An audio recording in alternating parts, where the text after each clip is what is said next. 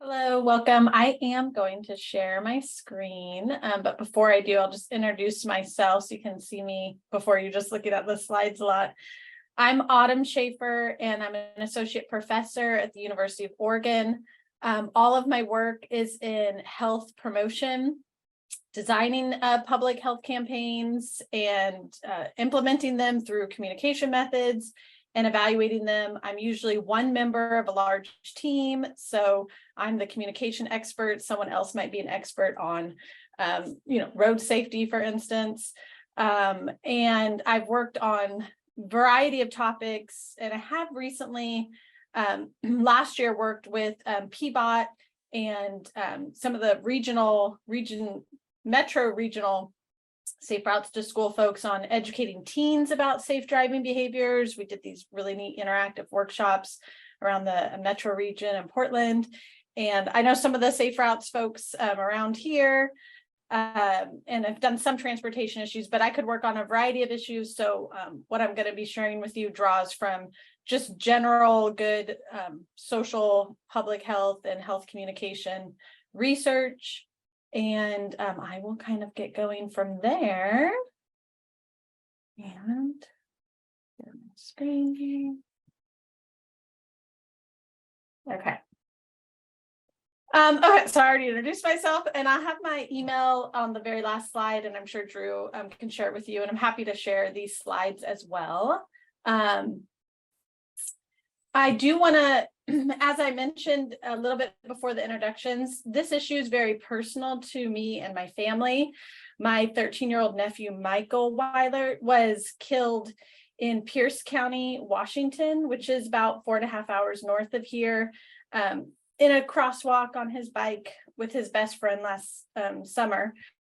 And since then, my sister Amber has worked tirelessly. Within a few months of Michael's death, she was at every county council meeting, and they passed Vision Zero for Pierce County, something they've been trying to do for years. Tacoma, Washington had one, and my sister just advocated tirelessly for that, got people to show up to every meeting, spoke, and that passed. And then we'd also just had another victory in the name of Michael that happened just last month. The Washington state governor signed a transportation funding package that included $3.3 million to improve the crosswalk signal at Michael's Crossing and 8 others that are very similar to it on an arterial road. And my sister was testifying in the legislative committees. She goes to the county council meetings, and she just recently moved down here a couple of weeks ago to be closer to family. And so I think you'll be seeing us, hopefully, getting more involved locally in these issues. And we just really appreciate the invite today, both personally and professionally. So I'm going to talk about effective health communication. There's obviously, I teach a whole class on this, so we could talk for weeks about it, but I tried to pick some of the topics that seem most relevant when I do work with groups that are on the ground on issues like this.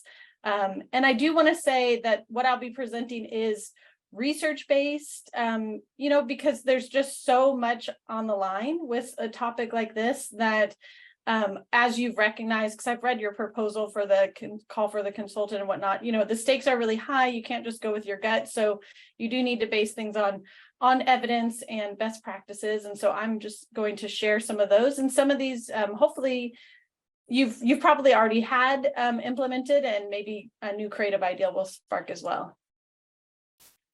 So effective health campaign design principles, first typically start with using health behavior, communication, and persuasion theories and evidence to guide decisions.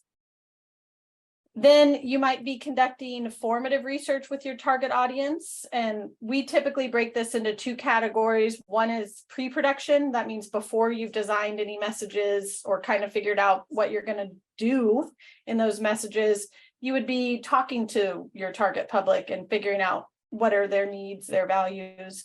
I saw in your proposal that you are planning to do at least a couple, maybe more focus groups. So that's great. And then also we would typically try to do pre-testing once campaign materials are developed. Once there's a storyboard or some themes to work with, testing those out with the audience to see how they land. Are they offensive? Are they attention getting? Are they emotional? That sort of thing.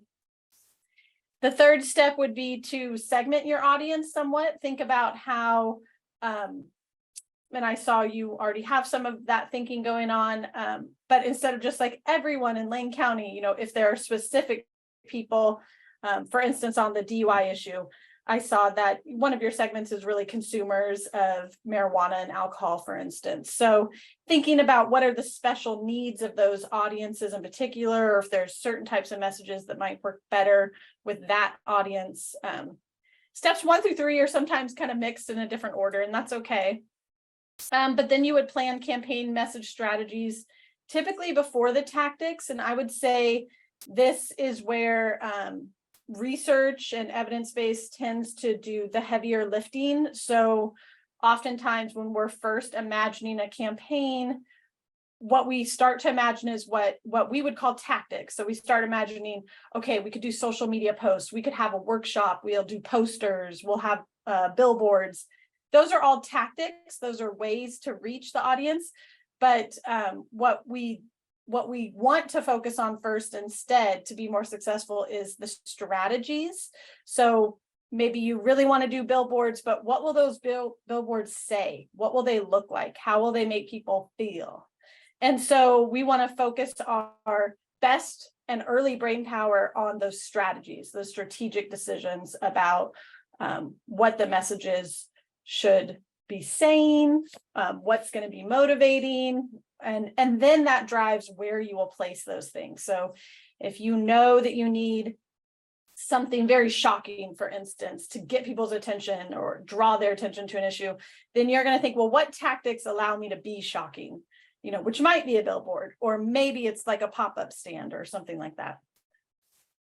And then selecting tactics that align with your target audience that you've segmented. So you might have certain tactics that are more geared towards those consumers, for instance, potentially like out-of-home signage near dispensaries or something like that. And other tactics that are geared towards different segments, like if you were targeting UO students, for instance, you might try to do something on campus, a lot of our digital billboard spaces, for instance. And you're setting implementation goals and monitoring the progress. How much of what are we going to do and when are we going to do it? And obviously then planning and conducting, the outcome evaluation typically has to be thought of early on. How are you going to decide what made you a success? If you're going to randomly measure speeds on certain arterial roads in Lane County before this campaign starts, and then go out and measure speeds during and then after, for instance, or a lot of other ways that you could evaluate the success of some of your campaign elements. Some of these are in blue, and that's because those are the ones that I decided to focus on today, but I'm happy to talk about any of these. So if you really want to hear a lot about evaluation, I'm going to try to finish with plenty of time for questions. So keep that in mind. And also feel free to just jump in and yell out a question. Totally fine with me. Okay. Now, I want you to look at these 3 keys. And the reason I'm asking you to look at these 3 keys is because it helps us understand why research and basing things on evidence instead of going with our gut is so important. So look at these 3 keys and think, I need to unlock something very important. There are 3 keys, and one of them is the correct key, and the others won't work. Lives could be saved if I get this door unlocked. I only have enough time and money to acquire one of these keys. Which key should I pick? Okay, you can pick your key in your mind. So, wouldn't you like to know what the lock looks like before you pick your key? Yes. Oh, Gwen would. So, That's what research does, and basing things on evidence. It gives us a clearer picture of the problem and what the solution could be. It tells us what our target public values, how they're interacting with this issue, what barriers they're facing. Once we know more about that lock, that problem, then it becomes very clear what key we should pick. And in my mind, the key is the strategies. It's whether you decide to go with a social norming approach, a fear approach, a bandwagon approach, where you get the community behind things. But once you know more about sort of that problem and how the public interacts with it, then the solution becomes a lot clearer. And that's what research does for us, or at least relying on past evidence can do. Okay. When I think about doing research with the audience, so I know you all are, or at least it looked like you all were planning to have your consultant do some focus groups and maybe some on your own. And you probably are doing research, at least informally, as you talk with the public, for years now. But these are the three things that I like to know from my audience. One is barriers. Oops, there we go, barriers. What's preventing them from already doing everything I want them to do? So I don't want people to speed, and I don't want them to drive impaired. Why aren't they already doing these things? Like, what's stopping them? What gets in the way from them making those good choices? Two, what would motivate them more than what they're currently already experiencing? So, does reminding them about children, being on the road, what motivates them to make good choices? And then lastly, in my research, I asked people about where I can reach them. And this is when it's really important to think about doing research with a wide enough membership of your target public that you're going to get some of those segments. But some people are only paying attention to certain channels or can only be found in certain settings. So channels are things like the type of medium that you'll use. It's like posters, social media, radio, billboards, and settings are just like what it sounds, the physical location. So are you going to put your flyers in Home Depots? Are you going to put your flyers outside cannabis stores? Are you going to put your flyers, at a grocery store, whatever it is? And so you want to think about where my target public frequently is, and also where they're best able to act upon your messages. So I'm going to talk a little bit more about how we ask about barriers, motivations, channels, and settings. So we want to find out what barriers our target public experiences. And I read through some of your materials, and it sounds like you have somewhat of an idea. And I'm not sure if that was based on research or just kind of what you've heard or experienced in your careers. But it sounds like people maybe don't think they'll be as affected by some of these issues or whatnot. But you want to think about, are people uninterested in paying attention to the messages about your issue? They don't really care. They don't think it's a problem. They don't think it's that relevant to them, or they're actively against changing their behavior. And if this is the barrier that you find, there are certain strategies that are best at, kind of trying to attack this. Another common barrier is lack of knowledge, maybe misperceptions. They didn't know, oh, I thought 2 drinks was okay. I never realized that. I thought that was allowed, or whatever. Think if they, even if they wanted to do what, I want to stop speeding, but I'm always late for work and it's just crazy. I don't think I could, I need that time. Or it's outside their control or something, or skill level. Do they lack motivation? They just don't want to do it because maybe they don't see other people doing it. Everyone else is speeding, They don't think it will be helpful or useful. I don't need to do this and won't make a difference. Or some other factor. There's literally an infinity amount of factors. So this is really important because you need to remove these barriers as best you can, whether they're psychological or environmental or whatever it is, or lack of skill, because to help people move forward in your issue. So knowing which of these barriers applies to which of your target publics helps you select the right kind of messaging to overcome this, and also prevents you from spending all of your time attacking misperceptions when really the issue was low norms or something. Okay, you only have so much time and money to get people's attention and change. Well, I see a little chat. I'm just going to check. Oh, okay. And then second, I want to ask questions about how I can motivate them. And this, honestly, the barriers questions are typically easier because they kind of, there's a lot of reasons people will give you for why they're not doing stuff, and the common barriers are pretty well known. But what can motivate people tends to be sometimes related to your issue, and other times you might find something that's just a core that you had no idea connected to driving at all, but it does. So you want to ask people about sources they will listen to, who they like, who they trust, who's going to be good. You know, would a campaign featuring elementary kids, you know, talking about speeding near their school be better than a campaign featuring the mayor talking about it? So just thinking about who's visible, who are the sources for different publics that need to be seen. What's important to them? Are there certain places, people, issues, experiences, like, I hate when I'm trying to get out of my driveway and someone speeds by or something, you know, trying to find those common, you know, important or frustration or experience points, thinking about their values, norms, what do they desire? How would they like things to be? Wouldn't it be great to feel safe when you're driving? What do they need? What do they want? Enjoy, like, and all those things. You're just kind of getting to know them, you know, it's like dating a little bit, you know, you're getting to know them, and then you're trying to talk back in a way that serves their needs.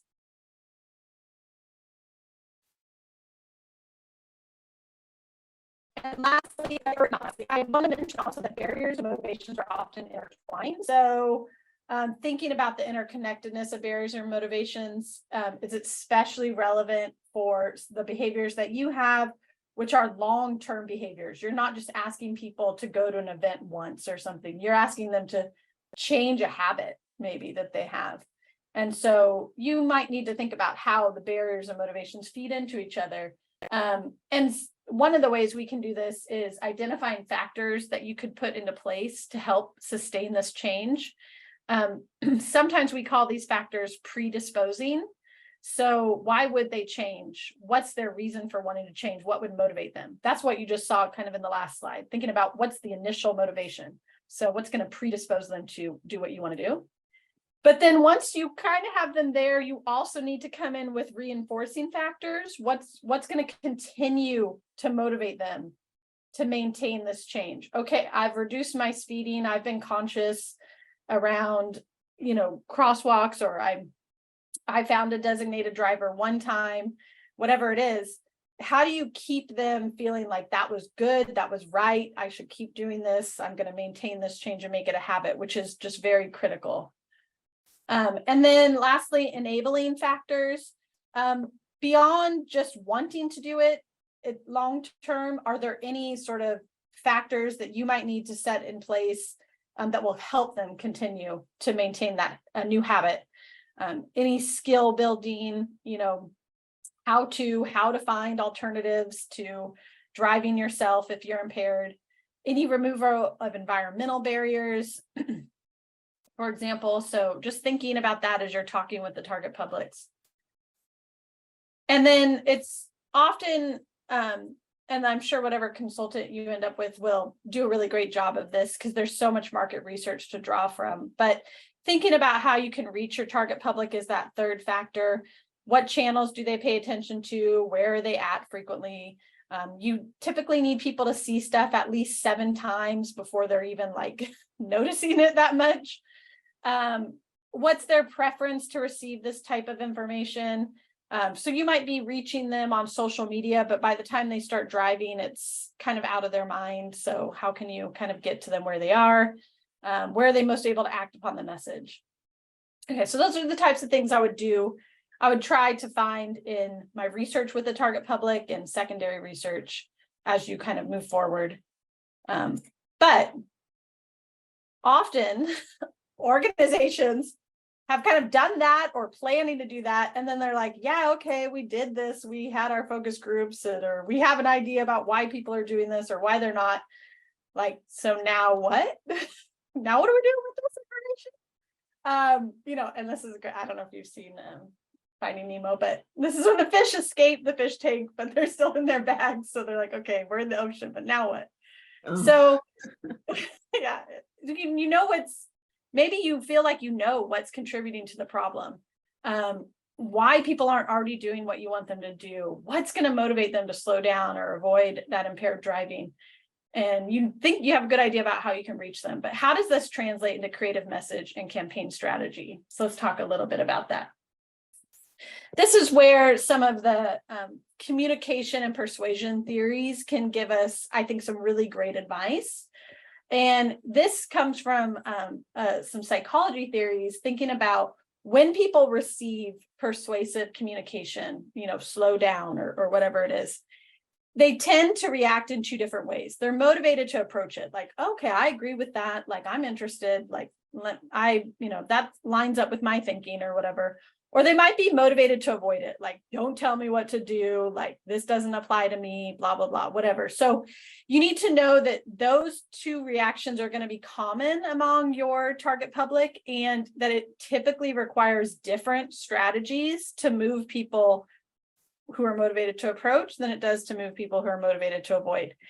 You may find that, especially in your impaired driving audience, I would imagine that you have a fair amount of entrenched, motivated to avoid folks who maybe just don't realize that it's a problem or don't want to take the actions needed to change.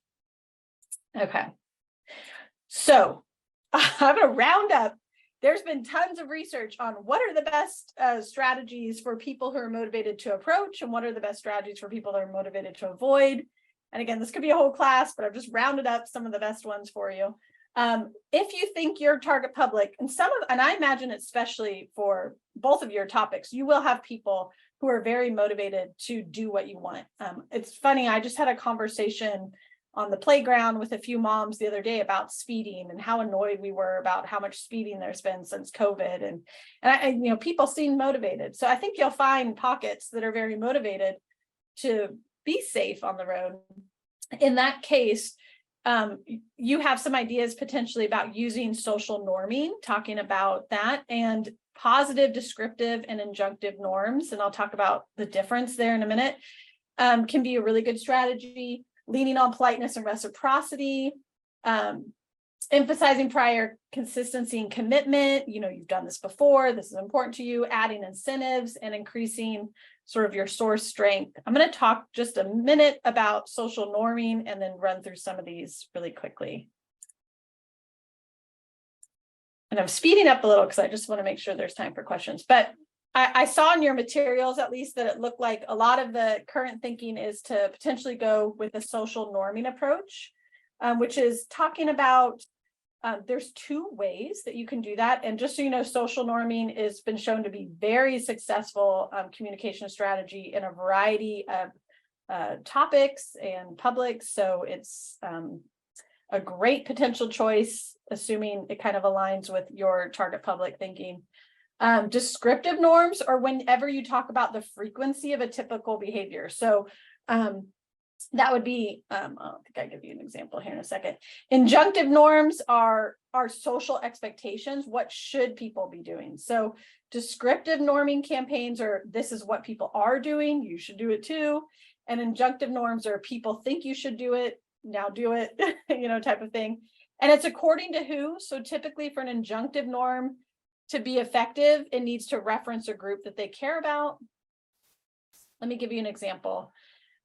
Research shows that you don't highlight descriptive norms that are counter to your goal. So if you have a campaign that says everybody's speeding, that will just result in more speeding. And there's plenty of research on that. So you don't want to point out when a lot of people are doing the thing you don't want them to do.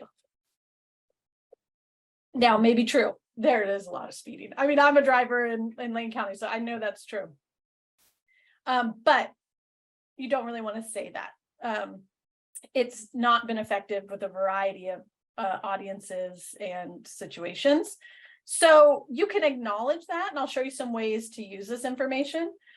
But you do want to highlight descriptive norms when they agree with your goal. So I don't know the numbers, but I'm assuming that most people don't drive impaired. Maybe that's not true, but I hope that is true. So in this case, you can use descriptive norms. They're on your side, and you can highlight them. You know, almost everyone decides not to drive when they've been drinking or smoking or whatever it is. So you can highlight how almost everyone's doing what this great behavior, like get on board here. So in that case, they've been pretty effective across a variety of topics. Injunctive norms tend to be effective and could be used instead when you have a case of poor descriptive norms. So most people are not doing what you want. So, but they know they should maybe. So instead, that's when you might emphasize the injunctive norm, the should, instead of the are. So you might say something like, North Eugene neighbors agree that speeding is unwelcome in our neighborhood, right? And so you're drawing it down to a local audience. The more, I think I have this, norms are even more effective when the reference group, in this case, North Eugene neighbors, is close to them, either in proximity or their lifestyle, some way similar to them. So the more you can kind of target in on those things, the more people will pay attention to it, and it should be more effective for them. So if you're thinking about a social norming campaign, just keep this in mind. The main takeaway from this, you don't want to point out how many people are not doing the thing you want if it's a lot of people.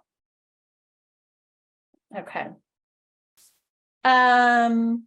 All right, so some of the other issues are reciprocity, and I'm not going to go over every single one of these, but I'm happy to. Emphasize prior consistent commitment, add incentives. It doesn't have to be money.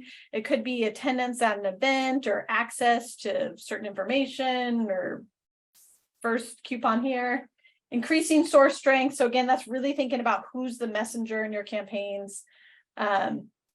I do want to talk just a bit about prior consistency and commitment, because I think this is especially relevant to your topic. So there's been a lot of studies showing that if you get people to commit in writing to doing the behavior that you want them to do, they are more likely to do it. It's not 100%. So for example, there was a recent study on voting behavior, and they called people the day before the election and they said, like, are you going to vote? And 100% of those people said, yes, I will vote tomorrow. And this was not in Oregon. This is a place where you actually have to show up to vote.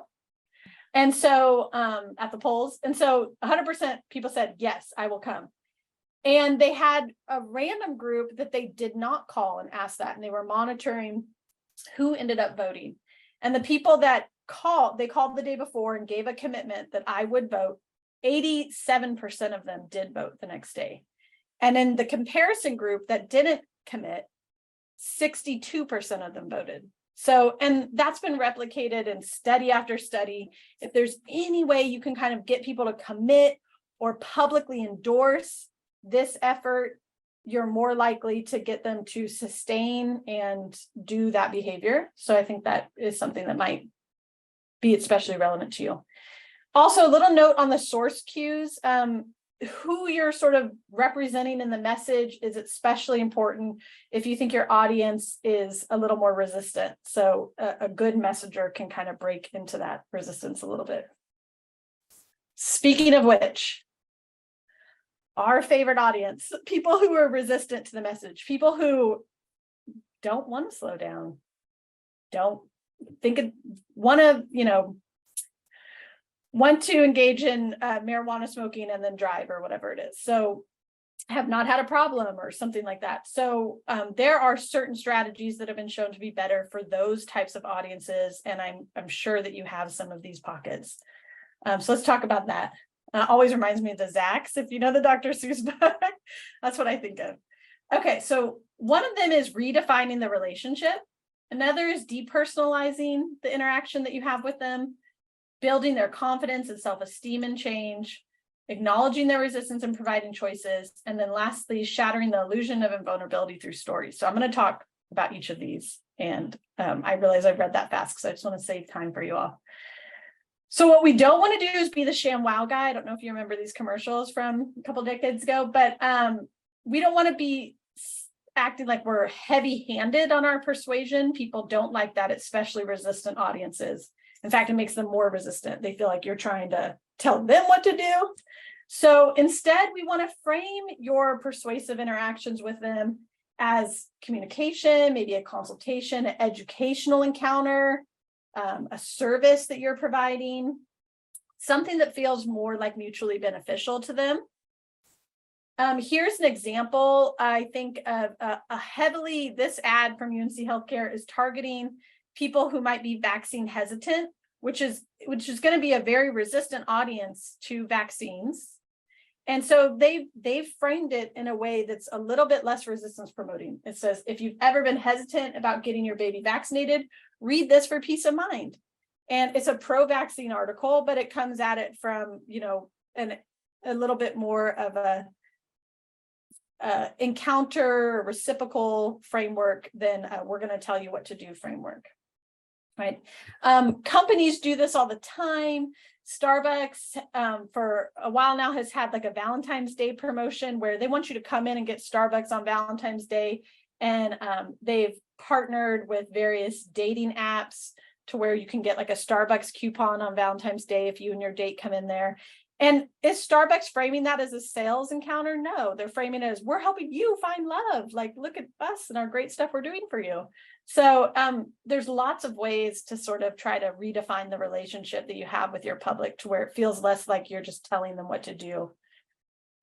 Depersonalizing the interaction is something that can help when people are, again, very resistant. So instead of saying, you should slow down, you need to do this, blah, blah, blah, you can kind of substitute that you language for still descriptive, but not feeling as personal. Neighbors should slow down, for instance, or students should slow down. So that can help with a resistant audience. This isn't really necessary for people who are already motivated to change. They are fine being called out as like, you need to do this, but narratives are also an especially good tool for this strategy to tell the story of someone who made this change or was resistant. We call this sidestepping resistance, trying to not make them feel defensive. I love this little ad by the Quit Line. It's for tobacco quit line. But it's all about building confidence and self-esteem, which has been shown to help resistant audiences that feel like, I just can't really do this. Like, it's too hard. Finding a ride, every time I want to drink or, figuring out, making a plan, like, that's too hard for me. So you can help build their confidence by having messages that encourage them that they can do it. Here's how, here's someone else who did it. And continuing to build that esteem, especially for a new behavior that you want to become a habit, is likely going to be an important component for you all. Okay, we want to acknowledge their resistance, label it. You don't even have to like counter it. And just saying that it's hard for them or they disagree can actually help people agree with you. So this is an example of a study, and there's been several studies, but this chart they had students read an article about how the university, this wasn't at Oregon, but how the university is going to raise tuition. And as you can imagine, students are very resistant to that argument.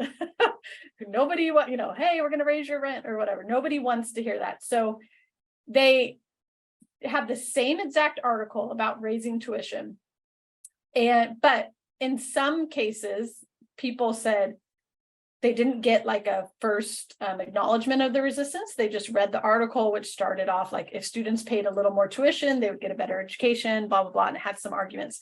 Well, at the end of that, 18% of students agreed that raising tuition was a good idea. But then they had a different and random group of people also read that same article, but right before they read it, they had the sentence, I know you will not want to agree with this, but, and then the same exact article. So they didn't change the argument, they did nothing, but just acknowledge that this is hard, or you don't agree, or you've had a different experience. 37% of people thought raising tuition was a good idea after reading that. So again, sometimes you just got to acknowledge what's hard or that people don't agree and then go from there. Something you can follow that acknowledgement with is providing choices. And in that case, people will be motivated. Their resistance is kind of satisfied by ignoring the choices, the other choices, and getting to choose one. So they still feel like they're in charge. You've given them choices. I just like mocked up this little Instagram for you guys. But for example, 9 easy ways to get home when you've been drinking. Okay, you're giving them 9 choices, right? So this is just one way to counter resistance, right? Like, it's too hard. So you've made it sound easy and you've given them choices. Lastly, this particular concept seemed especially important for these issues, which is all of us as humans, sorry to say, have some form of illusion of invulnerability. We just generally believe that bad things are more likely to happen to other people than ourselves. We're optimistic when we say like what can happen in the future, how we might be affected if something bad happened. We have unrealistic invulnerability to various things, including traffic crashes and injuries and stuff. But studies show that if you can give people a personal example or exemplar, a story about this happening to someone kind of like them, that they will actually become feeling like more at risk, like, oh my gosh, speeding's even more of a big deal than I thought, or oh, I'm more likely to get in a crash if I'm impaired than I ever thought I was. And so those stories and those personal examples can be especially powerful at overcoming this particular known and common resistance to these types of issues. I will say there is one group that isn't as affected by the illusion of vulnerability, and that's people who are prone to depression, tend to actually have the opposite, where they think they're more vulnerable. So, but other than that, generally, almost everyone has this tendency. Let me give you an example of a group very much like yourselves who realized this and wanted to do something about it, and through a small change made a big difference. So in this case study, we're going to be talking about the illusion of invulnerability and how vivid exemplars, so really descriptive stories and examples, can help people cue into the risk of something and change their behavior. In this case, we're talking about playground safety. So actually, I'm going to go back one. So in a decade's worth of the US, about 150 children died in playground equipment related injuries here in the US. 70% of those deaths occurred on home, like backyard swing sets. And they did some research to try to figure out what is happening here. And one of the biggest factors in these deaths was a strangulation on a swing. So a necklace would get caught in the swing, or what they found was the bolts on the swing itself were sticking out too much, and that would allow like a necklace to get wrapped around it or the swing to get wrapped around. And anyways, it resulted in 150 deaths over a decade period, which I know was devastating to every one of those families and communities. So they wanted to do something about it. This felt very preventable to them, but people didn't really know the risk. There was just an illusion like the background set's fine, like nothing's happening. So what they did was they had a group of people come in, and they decided what we need to do is teach people how to put these swing sets together more safely. And as you know, if any of you put together your IKEA furniture or whatnot, following safety instructions and going through that instruction manual for anything is tedious. You just want to get through it as fast as you can. You're not thinking about like risks like that at all. But they needed to do something to get people's attention and get them aware of this risk and do something different when they build their play set. This is what it usually said in the instruction manual. So they had 3 groups and they randomly divided them. One group got the typical manual, and they watched them put the swing sets together, and then they measured how much slack are they giving on these long bolts to try to see like who was, kind of doing it safely as instructed. So this is traditional message was use short bolts that will not entangle children's clothing or necklaces. It's telling them what to do, right? That wasn't working. Then they had a story-based, a very vivid example. They had the same message, and then they mentioned a girl strangled by a long bolt on the swing set. She was a 2-year-old girl. It tells how her grandmother tried to help her. It's very descriptive about what can happen if you don't tighten these long bolts. And it didn't take up a lot of space in the manual, and it had a good source reference. And then they had a third version where they weren't so specific. They weren't very descriptive with their story. They just said a child can be strangled, bolts should be tightened. It's not saying this has ever happened or giving a specific example. It's just letting you know a little more descriptively. So here's what happened. Parents who put together the swing set with that second message with the vivid story were 19% more likely to improve their safety behavior than either the first or the third message. And they did some surveys with them afterwards, and they found it wasn't that they just got more scared. It wasn't, a lot of people think, oh, they scared them. They weren't more scared. The scare levels were the same. But what was different was they felt more vulnerable. Logically, they felt more vulnerable because of that vivid example. And stories like this, even short stories, they help us remember things. They're really good at influencing long-term habits. So I would encourage you to think about weaving storytelling as much as you can into some of your messaging. Okay, this is my last little tips. Is try to think outside the box. Lots of campaigns have been done about reducing speeding and impaired driving. You can go and see tons of examples online. Think about how you might plan for our particular county and our particular audiences in a way that maybe hasn't been done before, or drawing off of some of those things that have been effective and then ramping up the creative nature. This is an example of what I would consider to be very much in the box messaging. This is very typical messaging example for this issue.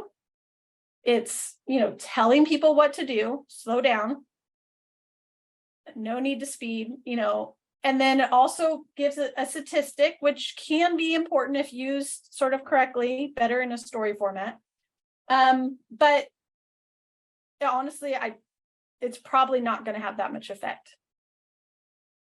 Let me show you something just totally different instead. So I'm going to stop sharing for a second so I can bring it up. Because it's a little 1-minute video. Hi, I'm Kevin Richardson. Okay.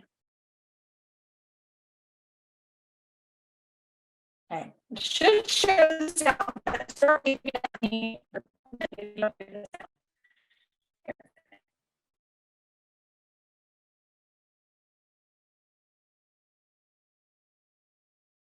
I'm the winner of Volkswagen's Fun Theory Award.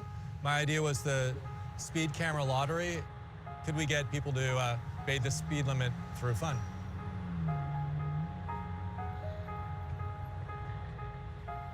I really believe that fun can change human behavior for the better, and I was really thrilled to see that my idea, which started as a scribble submitted into this competition, might even become reality.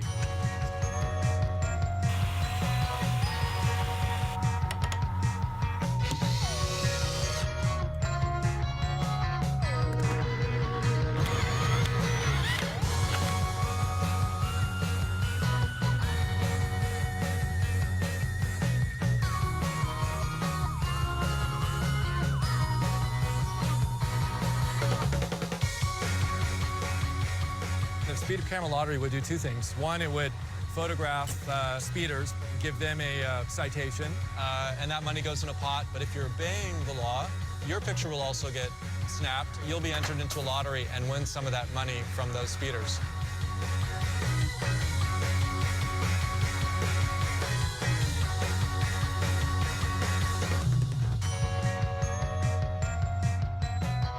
Jag kör alltid lagligt, men tveksamt om man vinner. det är ju bra positiva grejer det där. Kör lagen och tjäna deg, det är perfekt.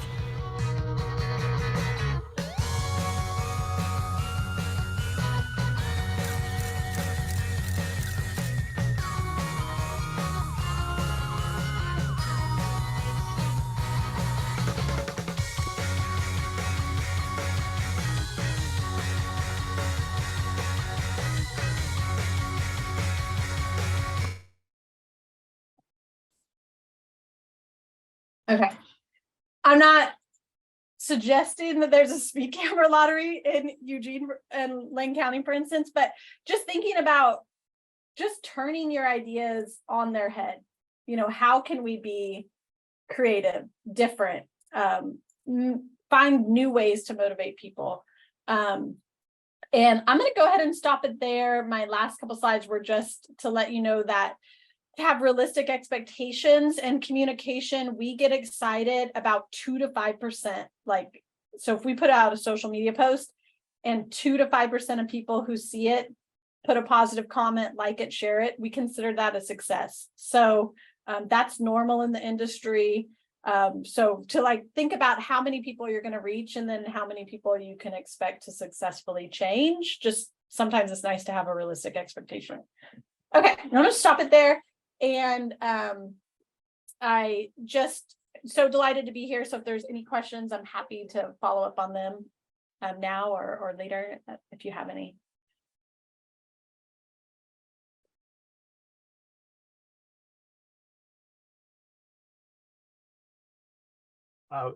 Well, one question that I had, just jumping back to at the beginning of the slides when you're talking about the kind of last step about evaluating outcomes. How would you recommend evaluating outcomes of education? Because that's always been a challenge. Yeah, so, you know, we do that in a number of ways. So I would say often we would do something like a pre-post survey with some of our, you know, how many people knew about whatever facts you decide to use in your campaign specifically, versus how many people know about it afterwards. So that's one way. Obviously surveys, they take time to set up and money to run and all of that. So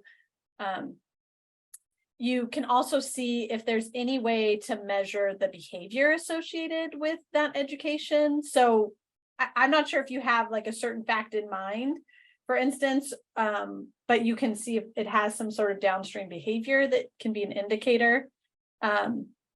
Other things, you know, they don't necessarily perfectly capture what you want, but you can look for like things like number of comments on a message, number of shares, how many, you know, if you do YouTube ads, for instance, how many views did you have? How many people clicked past it after the 5-second sort of next ad? You can, if you have like a billboard, it's very hard to measure, honestly, like the impact of that one thing. You can certainly look to see if there's any differences in like around the neighborhood in terms of speeding or that sort of thing. Yeah. Thank you. Did anyone else have any questions, comments? I have a question for you, Drew. Sorry, I haven't looked at the RFP, and I'm just curious how much of what Autumn was describing is built into the request for proposals.